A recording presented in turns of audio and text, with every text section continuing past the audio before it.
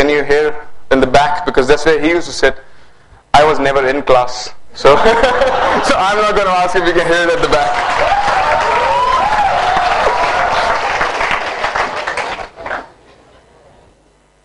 Now, they say human beings can live 40 days without food. Some of us can live 4 days without water, and some can live 4 minutes without air. But ladies and gentlemen, we cannot live 4 seconds without hope. Thank you. The oxygen of human society is hope. And hope is one of my favorite words in the English language. Because I think hope is like a, road on the countryside. A kachi sadak jo gaon mein hoti hai. Like, a path going through a little small farm. Because initially there was no road. But when many people start walking on a road comes into existence. And I think we are here and we are walking on this road of hope to create a path for other people to follow. We are here because we care. All of us have taken our time out. I'm not just talking about the speakers, I'm talking about everybody else. We have taken our time out to come attend such an event because we care. We care about this country. Now, I think summits like the TEDx and other conferences that I've been to in India, I was at this conference at IIT Bombay, and I think these are a good place to sit and discuss, are we actually heading in the right direction? And I think we as a country, as India, I think we are. I think we are heading in the right direction. But I'll be very frank with you. I'm here because I care, but I'm also here because I'm worried. I'll talk more about what I'm worried in a second.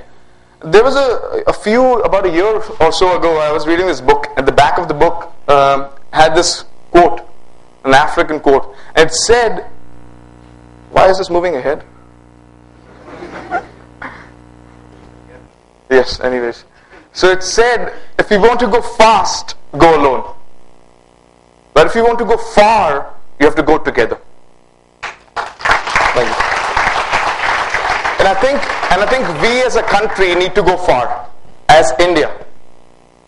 And I was talking about what I was worried about. I was worried about the millions who don't have access to education. I'm worried about the girls who are barred by society to go out there and achieve. At this point in time, even though I love India and I care about India, I am worried about the state of this nation. As I said, my name is Vinny Lohan, but today I'm not here to talk about the sad things. Today I'm here to talk about my imagination and share it with you. Now my team and I, we dared to change the world. And I think in our own little way, we made that dream come true. So I'll start off with telling you a little bit about the journey I took to be here today.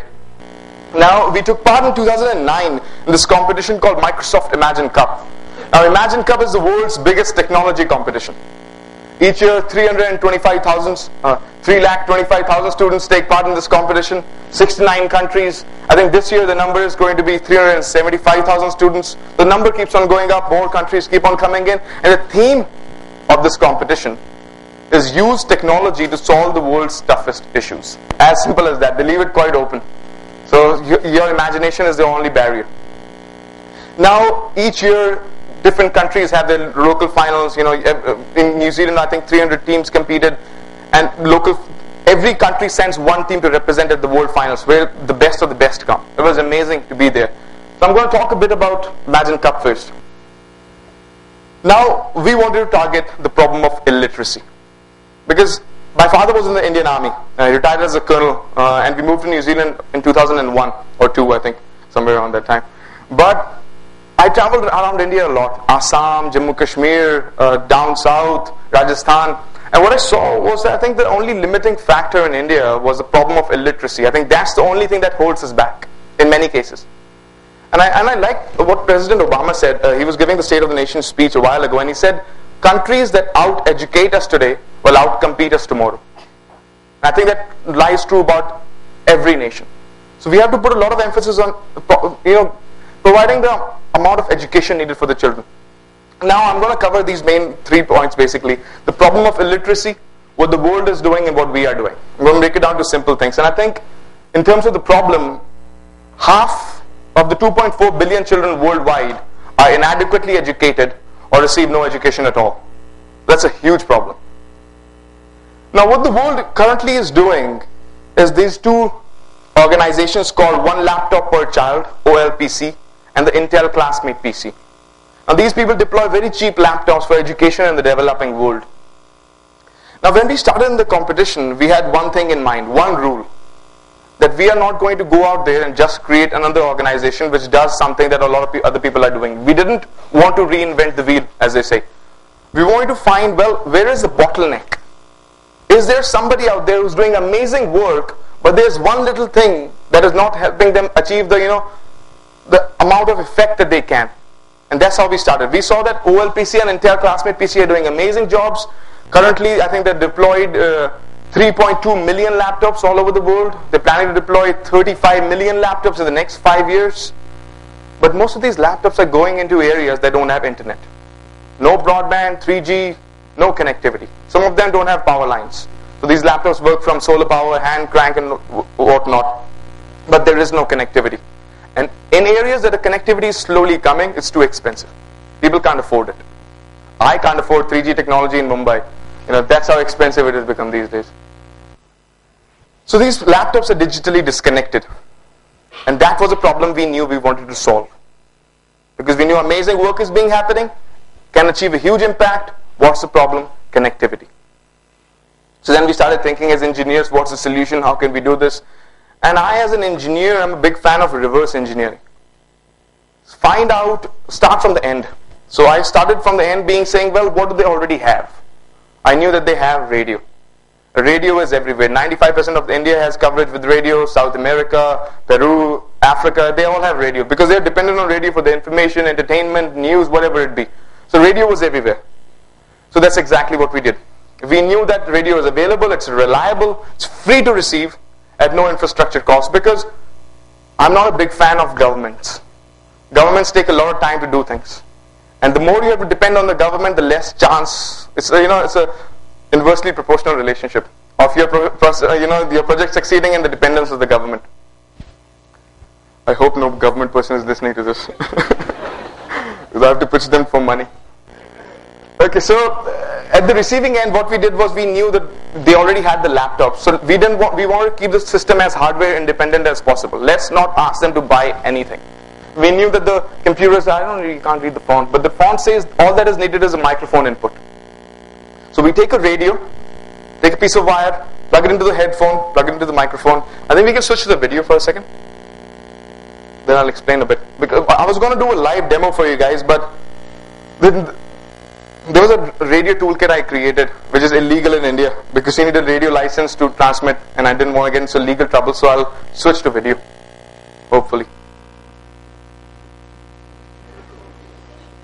That's my team member Chenyol, is Korean, as you can tell. Through a demonstration of our system.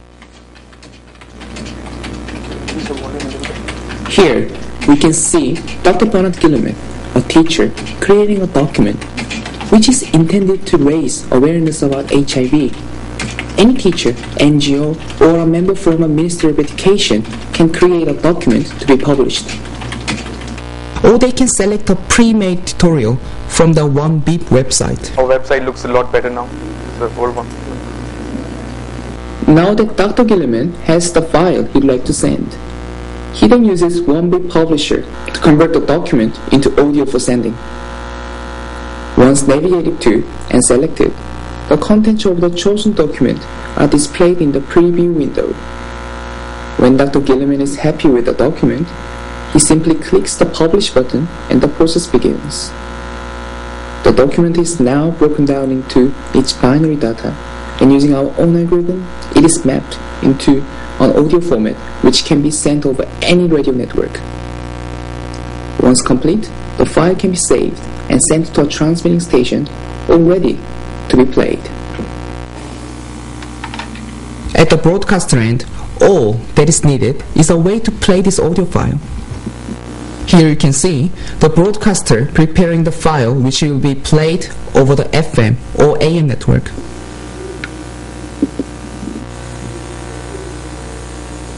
Girl is a friend of mine, she has no radio operator.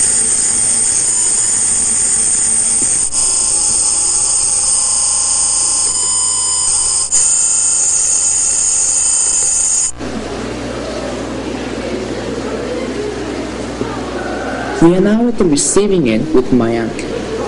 First, a standard radio is tuned to the correct frequency. Mayank then connects the radio to the laptop using a very cheap audio cable. The 1BIP software is started up and the receiving can begin. Once the file is finished downloading and converted to its original format, Mayank can open the document to see his new information received. Without any... The 1BIP library is automatically updated with the file as it's received and uses tags to allocate where in the library the document is to be saved. Thank you.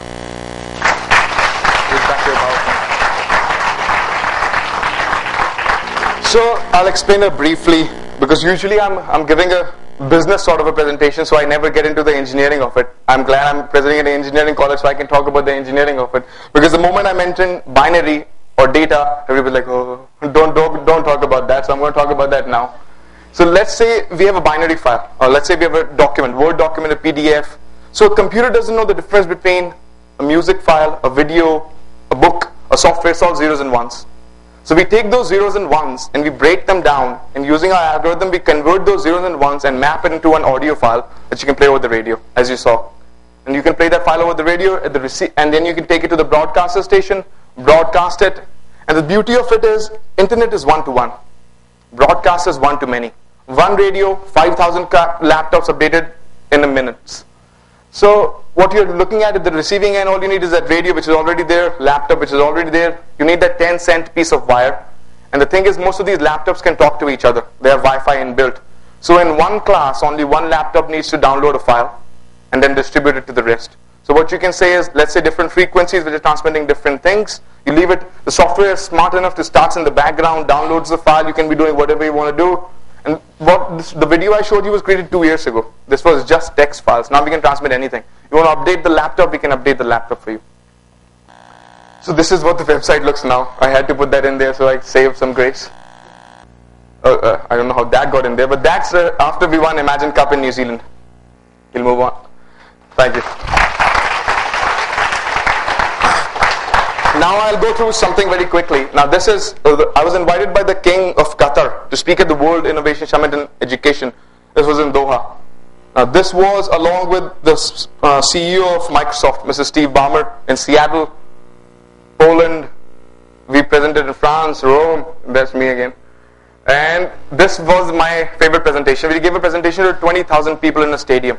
That was amazing. Now, the reason I'm telling you all of this is not to show off or brag. I'm telling you this because I'm proud of what me and my team have achieved. I'm telling you this because now where you are sitting, I was sitting 3.5 years ago listening to somebody present on the stage at Imagine Cup, and I was sitting at the back as usual, and I said to the friend of mine sitting beside me that, he's like, oh, we got to take part in this, and I was like, no, we got to win this. So that was my mentality at that point in time. Now till this year, these are the organizations who are supporting us at this point in time. So we got to pitch to the Bill Gates Foundation in the US for a different project. Now 1BIP was Imagine Cup 2009 and 1Buzz. Again, we won Imagine Cup in New Zealand 2 years in a row. And then we went on to world number 3 and world number 6, and we were the only team ever in the history to make top 6 2 years in the running. So that really gave us a huge platform to launch from. I really don't know what comes next, so it was a surprise for me as well. Okay. Now throughout this journey, if there's one important thing that I've learned in life, it's not just about what you do. What comes much later along. The question is, why do you do it? Why do you wake up in the morning? Why do you want to become an engineer? Why doctor? Why an artist? The why is the most important thing. For me as a person, and that's what I try and tell everybody else as well. The why is at the base of your personality. And what comes after why is who do you do it with? Because for me, people are everything. I'm probably one of the biggest fans of human beings that ever existed. Because I think if you have the right people, you can do whatever you want. And as I said, the last thing that comes is what. So if you have the why do you want to do what you want to do and the who do you want to do it with, the what becomes very easy. I can promise you can do whatever you want if you have the why and the who sorted out. I read a lot. So there was this guy, I was reading his blog, and he said, don't ask what the world needs. Because these days in entrepreneurship, people are like, market research, this, that, understanding where the market is going, this. Ask what makes you come alive. Ask yourself that, because what this world needs is people who come alive. As simple as that. Thank you. Now they say, sir here mentioned that necessity is the need for invention. And I think in India we need to concentrate on the need of the market and the country as well. But if you think about that for a second, we didn't need to fly. We didn't need to go to the moon. Some of the greatest inventions of our time come from an entirely different inspiration. That's our imagination. And one such story is of the Wright brothers. Now, Oliver and Wilbur's idea was not accepted at first. People said that you're crazy. You can't do this. It can't be done. And these same people stood there when the first flight happened.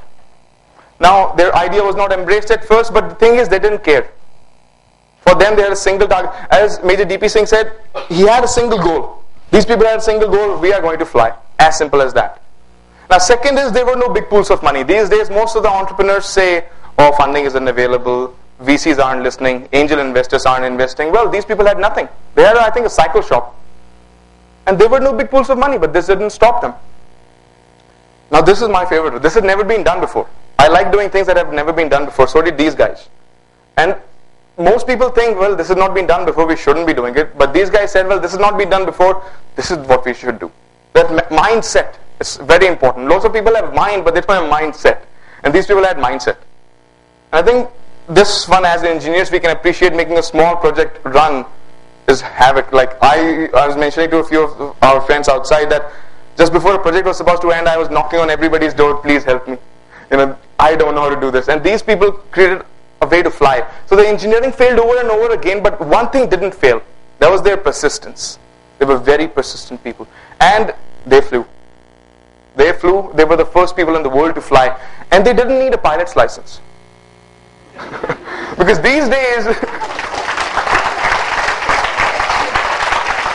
the first thing you need when you want to fly is a pilot's license. These people didn't need it because, as I said, they didn't need it. The fact of the matter is, if you want to change the world, you don't need permission. You don't have to ask anybody. If you have your why, the who, and your passion sorted out, you can change the world. And I want to change the world. As simple as that. But I want to change the world one action at a time, one step at a time, one person at a time. That's how it's done. So that you have that motivation going through. Now, this is very important for me. Success isn't permanent. You can't always be riding on cloud 9. And failure is never final. You have to remember that. Denzel Washington is one of my favorite actors, and Denzel gave a speech at this university where he was talking about the concept of when you're falling, hypothetically, you fall forward. So that when you get up, you've covered that distance. You've moved ahead. And I really like that concept. So failure is never final. And now there's one thing that you can remember from this talk of mine is what I'm about to say now. Just remember this. Don't ever let somebody tell you you can't do something. Because if you have a dream, you have to protect it. When people can't do something, they want to generally tell other people that they can't do it either. Well, I'm going to let you know a little secret. You want something, you go get it, period. Thank you.